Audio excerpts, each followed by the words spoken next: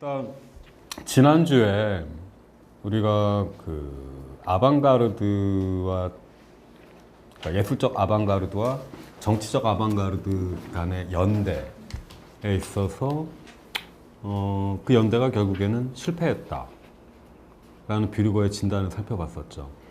그러니까 아방가르드, 예술적 아방가르드 같은 경우 결국 정치적으로나 예술적으로나 그 시도에 있어서 실패했다라고 뷰르거는 진단을 냈었는데, 먼저 정치적으로 실패했던 이유는 예술적 아방가르드가 정치적 아방가르드, 그러니까 그 당시에 있어서 혁명이죠.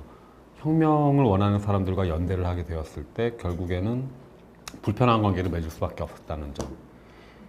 그러니까 예술적 아방가르디스트들의 경우 정치적 아방가르드와 연대에 있어서 결국에는 불편한 관계가 되거나 갈등을 갖게 되는 어떤 상태, 또는 정치적 아방가르드에 완전히 예속되어 버리는 경우, 그 사회주의에 있었던 그 소비에트에 있었던 구축주의자들의 경우처럼 말이죠. 그러니까 정치적 아방가르드와 더불어 예술은 이런 식으로 연대하려고 할 때 서로 갈등하고 반목하는 어떤 불편한 관계에 처하게 되거나 아니면은 정치에 종속되었다. 그런 의미에서 결국 예술적 아방가르드의 정치와 연대는 실패했다라는 것이 뷰르거의 진단이었고요.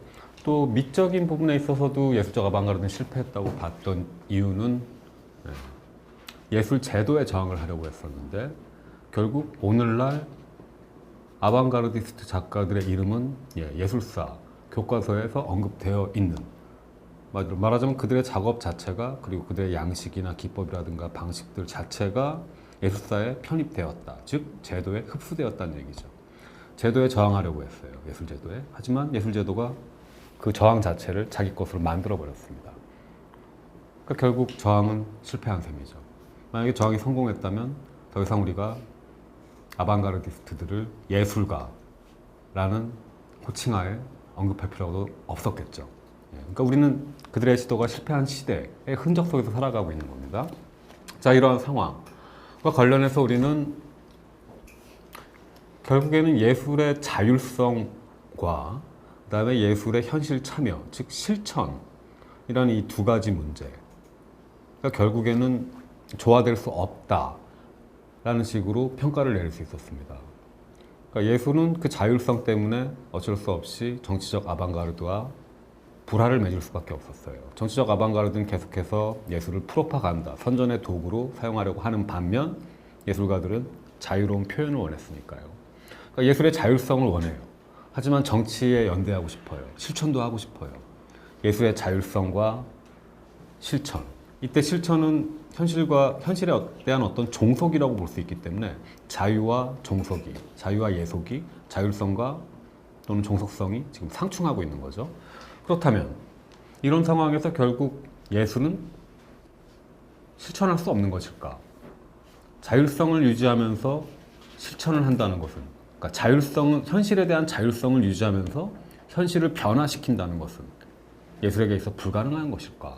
라는 물음이 자연스럽게 나올 수밖에 없었고, 이에 대한 대답의 어떤 단초를 찾기 위해서 우리는 지금 루카치를 보고자 하는 거죠. 루카치가 예술과 또는 예술의 자율성과 예술의 실천 문제를 보는 관점을 제 나름대로 정리한 개념이 제3자로서의 예술입니다. 예술은 제3자예요. 보통 제3자라고 하면은 이자 관계에서 배제된 자 정도를 지칭한다고 볼 수 있죠. 자, 두 명이 있습니다. 이자 관계죠. 둘이 싸우고 있어요. 무슨 일인지 모르지만 막 싸우고 있습니다. 이때 다른 사람이 개입을 합니다. 왜들 그렇게 싸우세요? 싸우지 마세요. 말리죠. 그러면은 이 사람들이 싸우다 말고 이 사람한테 성을 냅니다. 당신이 뭔데 이래라 저래라 하는 거예요. 제3자는 끼어들지 마세요. 이런 식으로. 자, 이런 발언을 우리가 자연스럽게 할 수 있는 이유는 그야말로 그 사람이 제3자이기 때문이죠. 이자 관계에서 만들어진 어떤 분쟁이나 어떤 갈등 상황에서 이 사람은 사실 직접적인 연관이 없는 사람, 이자 관계 바깥에 있는 사람, 이자 관계에서 나와 있는 사람, 또는 거기서 빠진, 배제된 사람, 즉 제3자입니다. 일자와 이자가 대립하고 있을 때 이들과의 직접적 대립관계에서 빠져 있는 사람을 우리는 제3자라고 부르죠.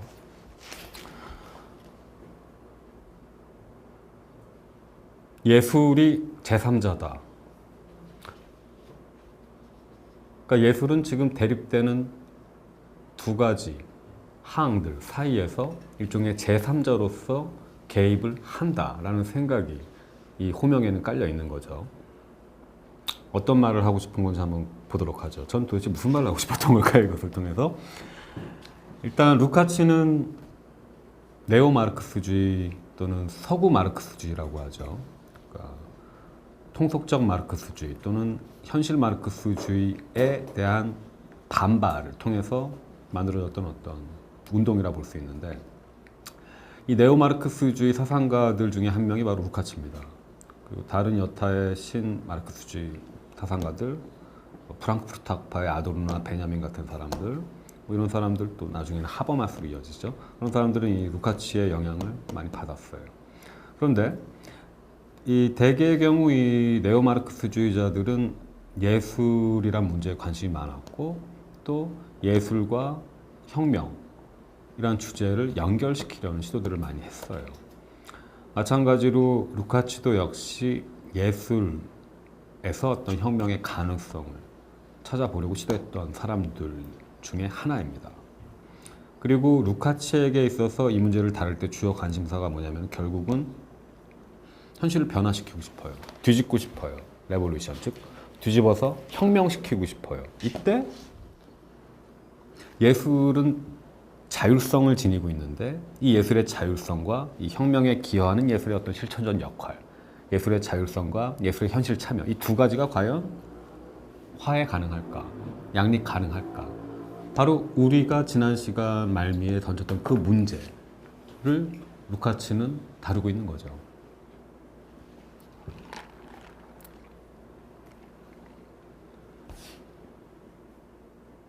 일단 미리 루카치가 이에 관해서 갖고 있는 생각을 간략하게 말씀드리자면은, 루카치는 예술이 자율적이기 때문에 현실에서 실천적 역할을 할 수 있다고 생각을 했습니다. 이제 역설적이죠. 자, 거기서 떨어져 나와 있기 때문에 거기에 영향을 줄 수 있다, 이런 말인데요. 왜? 자, 예술은 현실로부터 떨어져 나와 있습니다.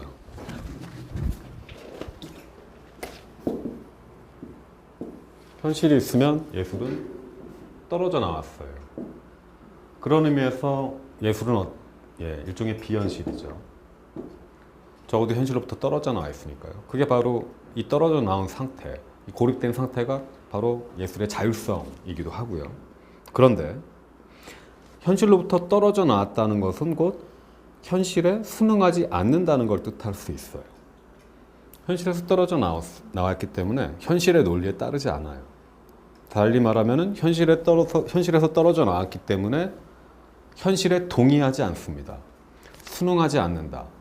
현실에 동의하지 않는다. 나는 현실에 함몰되어 있지 않다. 나는 현실을 거부한다. 동의하지 않는다는 것은 거부한다는 것이고, 이것을 달리 말하자면 예술은 현실에 동의하지 않기 때문에 현실을 부정합니다. 떨어져 나와 있기 때문에 부정할 수 있는 거죠. 또는 떨어져 나왔을 때 바로 그 거리, 현실과의 그 거리 자체가 현실에 대한 비판을, 현실에 대한 거부를, 현실에 대한 어떤 부정을 가능하게 해주는 거겠죠. 그러니까 말하자면 예술은 그 자율성 때문에 현실과의 관계에 있어서 항상 비타협적일 수밖에 없어요. 비순응적일 수밖에 없고, 그렇기 때문에 심지어 현실 도피적이라는 말을 듣기도 하는 거죠. 하지만 바로 그 비타협성, 비순응성 때문에 동시에 예술은 현실을 부정할 수도 있습니다. 그리고 바로 여기에 실천의 또는 현실 참여의 가능성이 있는 거죠. 부정 속에. 부정하기 때문에 예술은 지금의 이 현실, 우리가 보고 있는 바로 이 현실을 부정할 수 있기 때문에 다른 현실을 꿈꿀 수 있어요. 또는 아직 도래하지 않은 새로운 현실, 지금과는 완전히 다른 현실을 옹호하기 위한 어떤 잠재적인 장소로서 예술은 기능도 할 수 있는 거죠. 사실 예술이 현실과 떨어져 있다. 그렇기 때문에 현실에 동의하지 않는다. 현실과 거리를 두고 있다. 그러는 게 현실을 거부하고 현실을 부정할 수 있다. 이 말은 곧 만약에 현실이 악하다면 또는 현실이 타락했다면, 현실이 더럽다면은 적어도 거기서 떨어져 나온 예술은 그 더러움에 물들지 않았다. 또는 적어도 타락하지 않은 상태이다. 라고도 생각해 볼 수 있겠죠. 그렇다면은 예술은 어쩌면은 지금의 이 현실은 타락하고 사람들이 소외된 그런 암울한 세계이지만 거기서 떨어져 나와 있고 그 현실을 거부하는 예술은 어쩌면 타락하지 않은 새로운 현실 또는 그곳에서 사람들이 서로로부터 소외되지 않은 어떤 새로운 현실에 대한 어떤 전망을 지니고 있을 수 있는 하나의 현실과는 유리된 장소, 유토피아적이고 이상적인 장소일 수도 있는 거죠. 루카치의 언어로 표현하자면은 이건 굉장히 해결적인 언어인데 이런 거겠죠. 현실에는 우리가 살아가고 있는 바로 이 현실은 참된 현실이 아니다. 또는 현실의 본질이 아니다. 라고 루카치는 보는 것 같아요. 그러니까 말하자면 루카치는 현실에 있어서 본질과 현상을 구분합니다. 본질과 현상. 예를 들어 플라톤의 이데아론에 의하면은 이데아의 세계에 있는 형상들은 일종의 본질들이죠. 자, 여기 물병이 있습니다. 여러분이 지금 현실 속에서 보고 있는 개별적인 물병에 대한 경험은 물병의 현상이에요. 이 물병의 현상은 생성 변화를 겪죠. 나타났다 사라지고 사라졌다 나타나고 시간의 흐름을 탑니다. 반면 이데아의 세계, 형상의 세계 속에 있는 물병의 본질이 있어요. 그 본질은 불변하죠. 영원합니다. 자, 영원한 본질이 있고 시간의 흐름에 종속된 개별적 현상이 있습니다. 이렇게 우리는 현상과 본질을 구분할 수 있는데 이때 이 물병의 현상, 개별적 현상은 물병의 본질과 다를 수가 있어요. 물병에는 여러 종류의 물병들이 있죠. 모든 물병들이 다 똑같은 형상을 지니고 있지는 않아요. 즉 현상들은 각각 개별적입니다. 하지만 본질은 하나죠. 그러니까 서로 달리 보이는 것들이 동일한 본질을 공유할 수 있어요. 이때 어떤 관점에서 이렇게 볼 수 있습니다. 어떤 현상은 본질에 비해서 많이 떨어진다. 예를 들어 이 물병이 있는데 뭔가 파손된 형태라고 생각을 해보죠. 하지만 본질로서의 물병은 완전합니다. 이때 이렇게 찌그러진 물병의 현상은 본질보다 덜 떨어지죠. 본질에 못 미칩니다. 자, 이번에 현실이 찌그러진 물병이라고 생각을 해보죠. 현실이 찌그러져 있어요. 타락했습니다. 하지만 현실의 본질은 아직 도래하지 않은 현실의 본질은 하지만 그럼에도 불구하고 지금의 이 현실의 현상이 바로 그로 인해서 현실의 현상일 수 있는 바로 그 현실의 본질은 완전합니다. 완전한 현실이 있고 본질로서 지금 우리 눈앞에 있는 구체적인 타락한 현실이 있다고 할 때 그 말은 곧 만일 우리가 타락한 현실 속에 살아가고 있다면 아직 우리는 완전한 현실, 즉 현실의 본질에 도달하지 못했다는 걸 뜻하겠죠.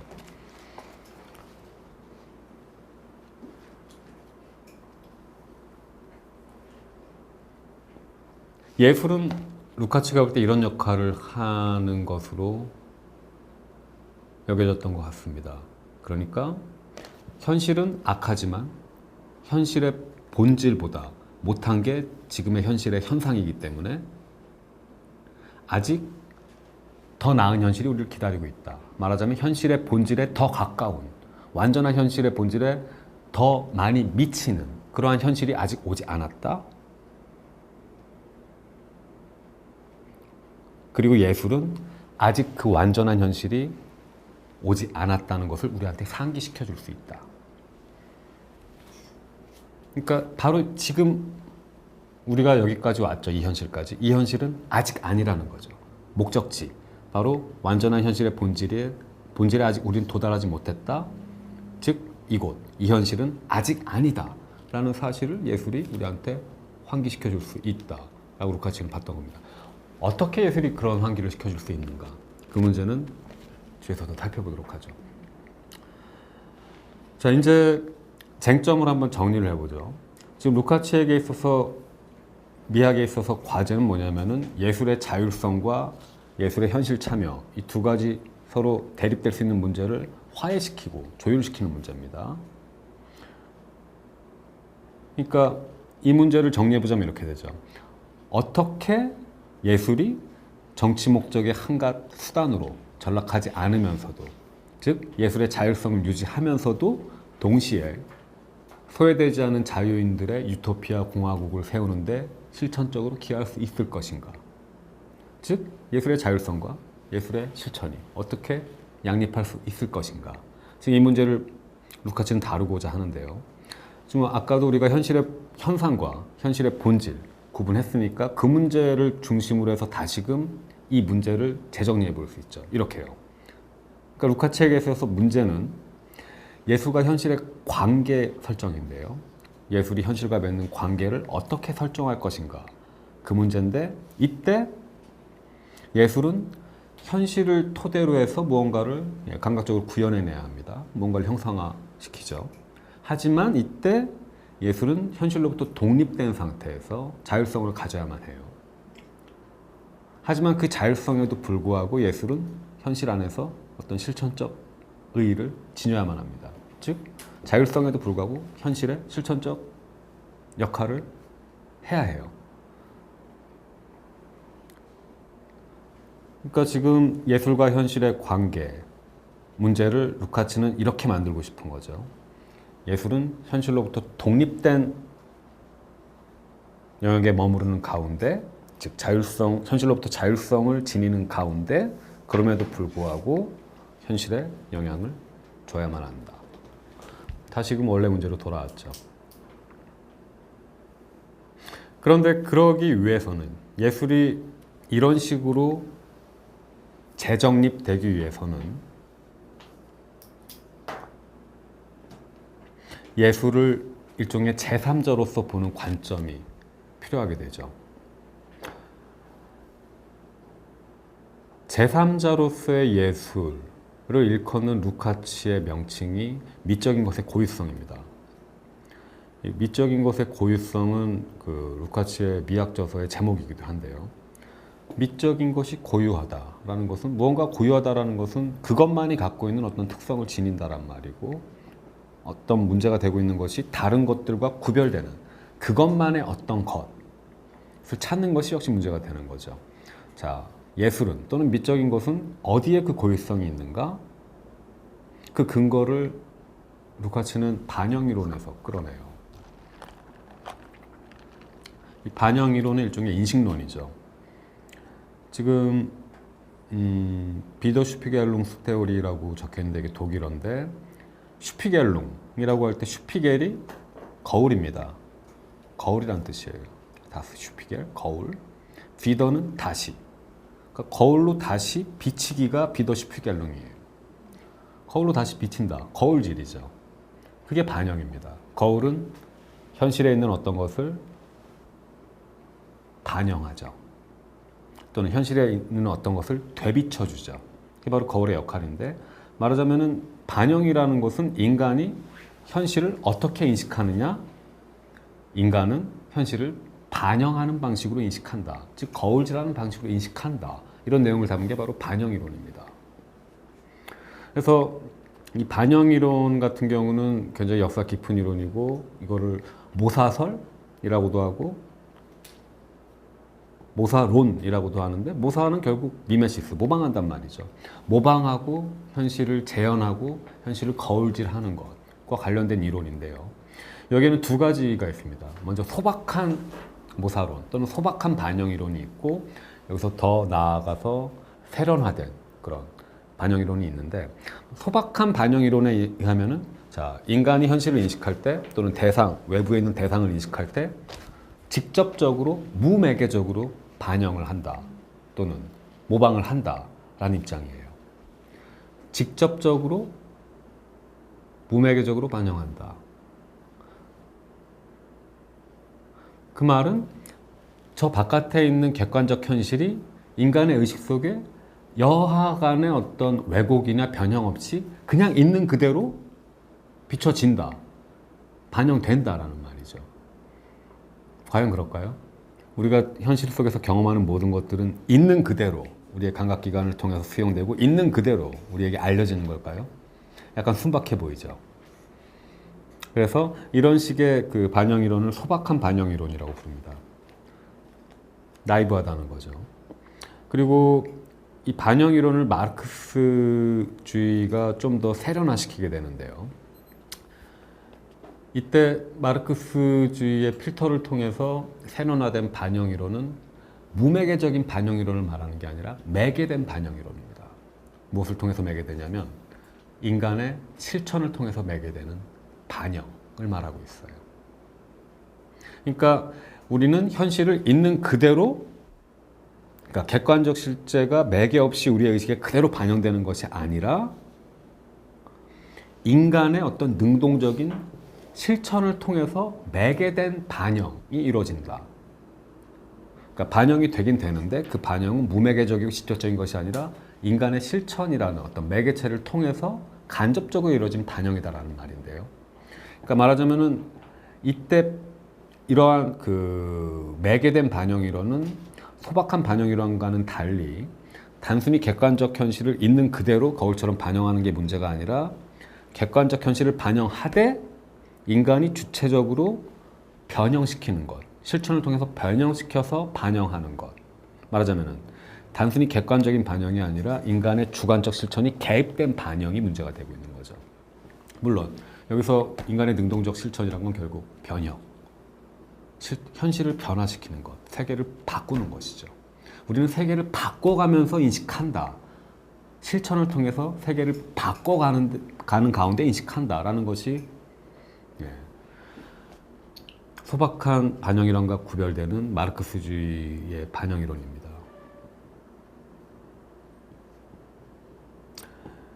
이런 마르크스주의의 반영이론을 일단 루카치는 수용합니다. 하지만 그대로 받아들이는 것이 아니라 이걸 좀 더 재해석해서 자기 나름대로 심화를 시키죠. 그러면서 루카치는 세 가지의 반영 형식들을 구분합니다. 그러니까 우리는 세계를 또는 현실을 반영하는데 이때 세 가지 방식이 있다는 말이죠. 그 세 가지를 루카치는 일상적 반영, 과학적 반영, 그리고 미적 반영이라고 부릅니다. 미적 반영은 미적 미메시스, 즉 예술적 반영을 말하는 거죠. 그러니까 우리는 무언가를 반영할 때 일상의 방식으로 반영할 수도 있고 또는 과학적인 방식으로 반영할 수도 있고 또는 미적인 방식으로 반영할 수도 있다는 거죠. 여기서 이 반영을 모사라고 해도 좋고 무방이라도 해도 좋고 재현이라고 해도 좋습니다. 자, 그렇다면은 미적인 것은 왜 고유한가? 그리고 그 고유성의 근거가 왜 미적 반영에 있는가? 왜냐하면 미적 반영은 제3자이기 때문입니다. 미적 반영은 일상적 반영과도 다르고 과학적 반영과도 달라요. 그러니까 미적 반영은 결국 일상적 반영과 과학적 반영의 제3자인 셈이죠. 그런데 이런 식으로 미적인 것이 또는 예술적인 것이 또는 예술적 미메시스가 제3자다. 이것과 저것 사이에 있는 것이 아니라 이것과 저것 바깥에 있는 그것들과 직접적인 연관이 없이 그것들 외부에 머무르는 제3자다라는 이런 식의 생각은 루카치만의 고유한 생각은 아닙니다. 이미 칸트가 그리고 칸트를 이어받은 독일 낭만주의 사상가들이 이런 식으로 예술에 대해서 생각을 했었어요. 그리고 루카치는 바로 그런 칸트와 낭만주의자들의 영향, 그리고 더 정확히 말하면 신칸트학파의 영향을 많이 받았죠. 그러니까 루카치의 이 미적 미메시스 내지는 미적 반영의 고유성에 관한 설명을 살펴보기 전에 먼저 우리는 칸트와 낭만주의에서 언급되고 있는 제3자 문제를 다뤄봐야 합니다.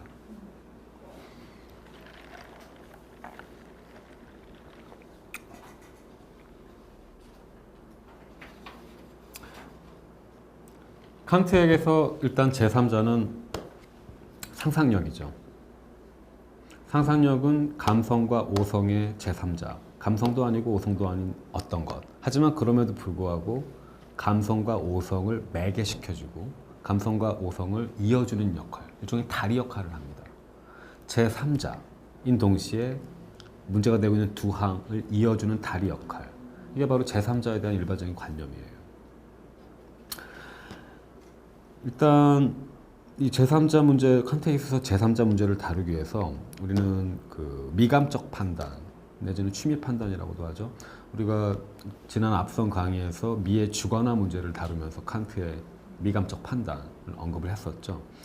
근데 이때 칸트가 미감적 판단이란 문제를 다룸에 있어서 일반적인 이론적 판단 또는 대상적 인식이라고 할 수 있는 인식 판단과 미감적 판단을 구별을 합니다.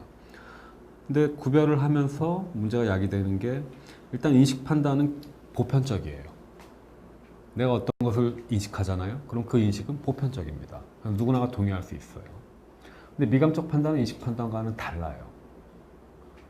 그리고 엄밀한 의미에서의 보편성은 개념에서 나옵니다. 그렇기 때문에 인식 판단은 칸트가 볼 때 개념을 매개로 한 판단이에요. 그렇기 때문에 보편적일 수가 있어요. 자, 근데 칸트는 미감적 판단도 어떤 의미에서 특수한 의미에서 보편적이다라고 말하고 싶어 해요. 근데 문제는 미감적 판단에는 개념이 매개되지 않아요. 하지만 보편성은 개념에서 나온다고 했죠. 어라, 개념 없이 이루어진 판단, 미감적 판단에서 보편성이 어떻게 가능한가? 그 문제를 지금 칸트가 설명하고자 하는 건데요. 사실 이 미감적 판단의 보편성 요구 문제는 굉장히 중요한 문제입니다. 그 취미 판단이나 미감적 판단이 언급되고 있는 칸트의 책이 판단력 비판입니다. 이게 제3 비판서라고 불려요. 왜 제3 비판이냐? 비판이 세 번째 비판이기 때문이죠. 첫 번째가 순수이성 비판, 크리틱 데어 라인은 크리틱 데어 죄송합니다. 생각이 안 나네요. 이성이 뭐더라? 네, 크리테어 라인앤 페어눈프트. 그러니까 제1비판서고요. 그 다음에 제2비판서가 실천이성 비판. 크리틱 데어 프락티션 페어눈프트. 그리고 마지막으로 제3비판서가 판단력 비판인데 재밌는 것은 지금 우리가 문제 삼고자 하는 주제가 제3자잖아요. 말하자면 판단력 비판도 칸트의 비판서들 3권 중에서 일종의 제3자 역할을 하고 있어요. 자, 근데 이 판단력 비판에서 칸트가 해명하고자 하는 문제들 중에서 가장 중요한 문제들 중에 하나가 뭐냐면 바로 이 미감적 판단이 주관적 판단인데 이 주관적 판단의 보편성 요구 문제입니다. 주관적 판단인데 보편적이어야만 해요. 자, 이것은 아름답다 라는 판단 내지는 경험이 미적 경험이고 미감적 판단인데 칸트에게서 이러한 미감적 판단은 칸트에게 있어서 감정의 문제입니다. 즐거움이라는 감정이죠. 보다 정확하게 말하자면 무관심적 즐거움이었다고 우리는 봤었습니다. 자, 즐거움, 감정, 이것은 내가 느끼는 거죠. 내가 주관적으로 느끼는 감정입니다. 근데 어떻게 이런 주관의 나의 감정이 보편적일 수 있단 말일까? 바로 이게 문제인 거죠. 하지만 칸트가 볼 때 미감적 판단은 보편적이어야만 합니다. 왜냐하면 미감적 판단은 단순한 사적이고 개인적인 즐거움이라기보다는 보편적 즐거움이어야만 하기 때문이죠. 그러니까 만약에 내가 이 꽃을 보면서 이 꽃은 아름답다라고 느낀다면 이 느낌은, 이 감정은 나만의 것이 아니라 타인들도 동의할 수 있는 그런 감정이어야만 해요. 타인들도 이 꽃을 볼 때 이 꽃은 아름답다라는 즐거움을 가질 수 있어야만 한다라고 칸트가 생각했던 거죠.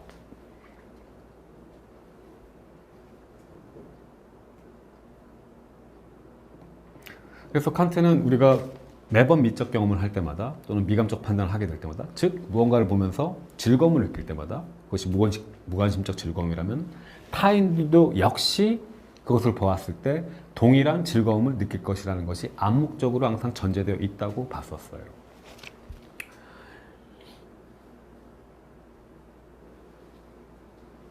그런데 이것이 어떻게 가능할까?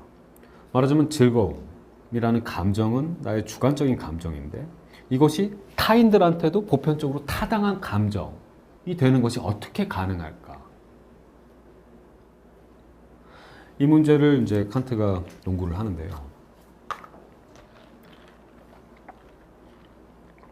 일단 문제는 이겁니다. 그러니까 지금 보편성이 요구되고 있는데 미감적 판단에서 보편성 자체는 칸트에 의하면 개념을 수단으로 해서만 획득될 수 있어요.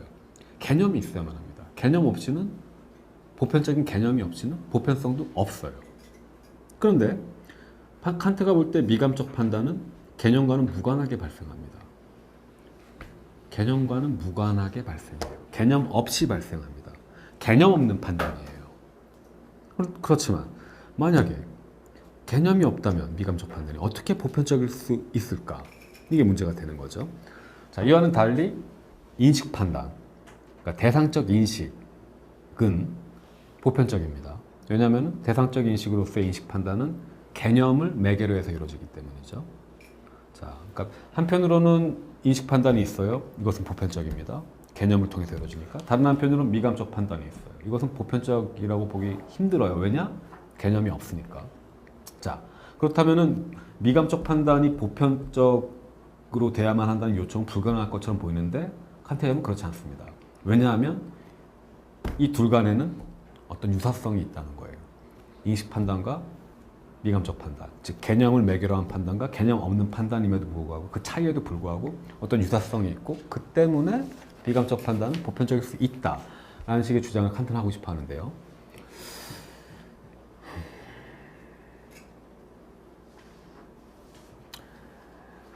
일단 우리가 이 문제를 쫓아가기 위해서 아드리안의 실처럼 따라가야 할 그 실이 있다면, 단초가 있다면 그건 바로 상상력입니다. 일단 우리는 먼저 상상력이 인식 판단에서 어떤 역할을 하는지를 봐야 할 거예요.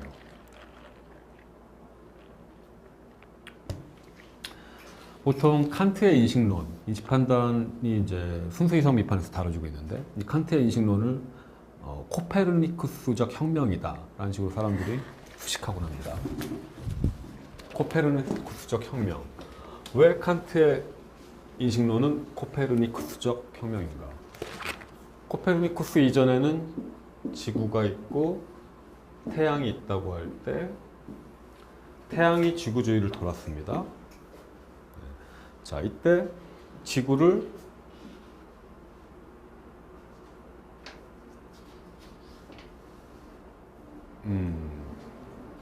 대상이라고 생각을 해보고 태양을 인간의 정신이라고 생각을 해보죠.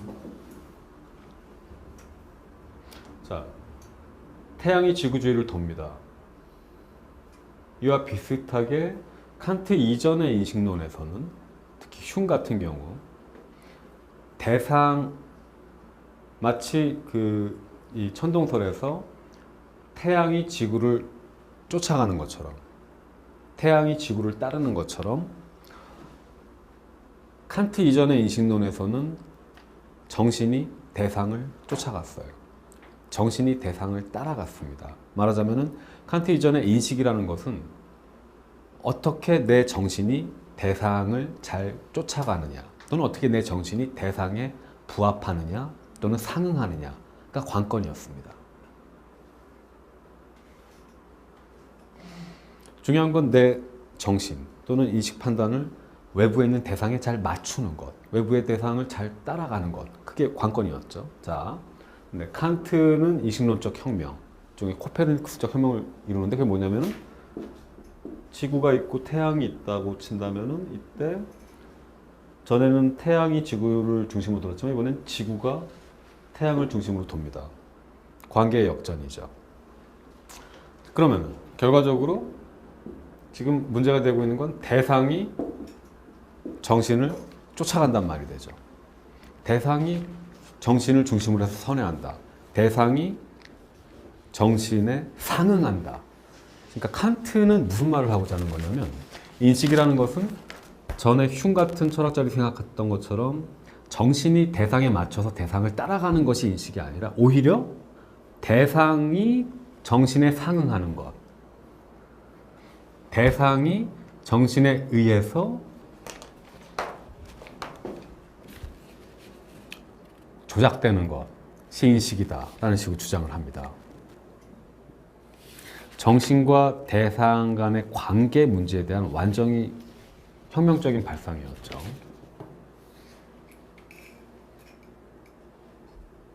자, 근데 대상이 정신을 따라간다는 말은 정신이 대상을 자기 마음대로 막 자의적으로 창조한다? 그런 말은 아니에요. 오히려 대상이 정신을 따라간다라는 칸트의 생각에는 이런 게 담겨있는 거죠. 정신이 대상을 인식할 때 어떤 능동적인 역할을 한다는 겁니다. 그 전에 흉이 생각했던 것처럼 정신이 그냥 수동적으로 바깥에 있는 감각 이상을 수동적으로 그냥 받아들이기만 하는 것이 아니라 오히려 정신이 대상을 그냥 받아들이는 것이 아니라 어떤 능동적으로 역할을 한다. 능동적으로 대상 경험을 조직한다 라는 말이죠. 또는 정신이 대상을 인식하거나 경험하는 방식 자체를 정신이 조직한다 라고 정확하게 말하자면 칸트는 이렇게 보고 있는 겁니다.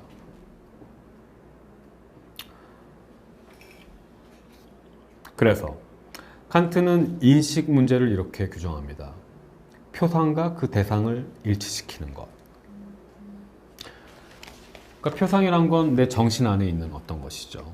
내 정신 안에 있는 포아슈텔룽, 표상을 대상에 일치시키는 것이 곧 인식입니다. 칸트에게 있어서. 말하자면은 대상에 대한 나의 표상을 대상에 부합하게 만드는 것이